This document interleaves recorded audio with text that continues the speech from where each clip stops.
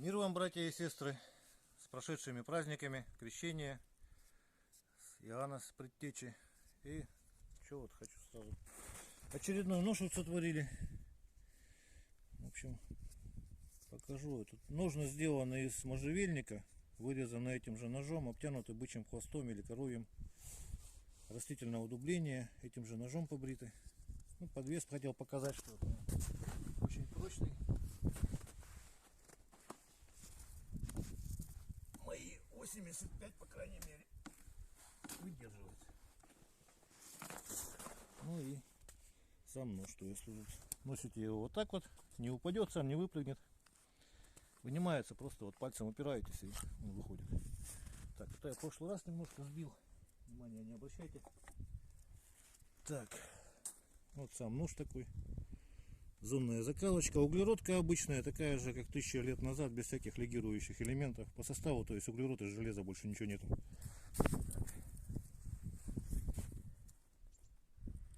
Тоже его сейчас проверим. Он вылезает. Попробуем сейчас отсюда.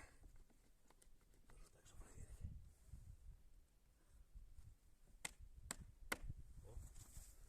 О, забил вроде.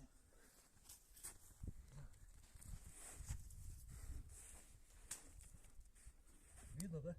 Да. Все.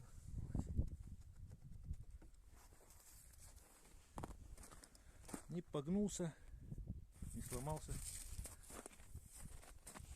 Легкий баланс у него вот примерно такой вот. Сейчас еще вот так проверим. Это вот при прошлом дубле упал, не выдержал, соскользнуло это. Блин, все скользит, поэтому как-то снимать не очень удобно. Все скользит.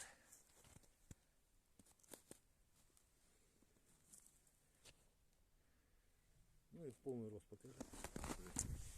Вот просто за стеночку поддерживается, так весом всем давлю. 85 килограмм сейчас вешу. Вот. Ну и стандартное испытание. Руку все.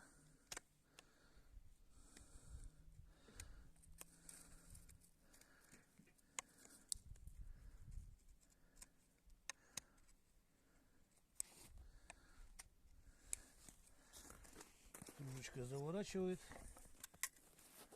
дерево. Видно, да? То есть можно хорошо вот так врезаться, а можно тоненько снимать. Хорошо, удобно регулировать глубину строгания.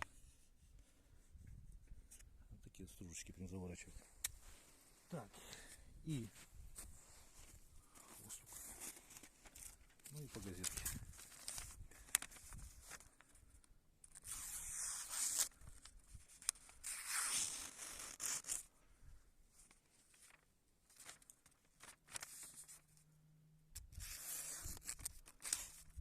Примерно так.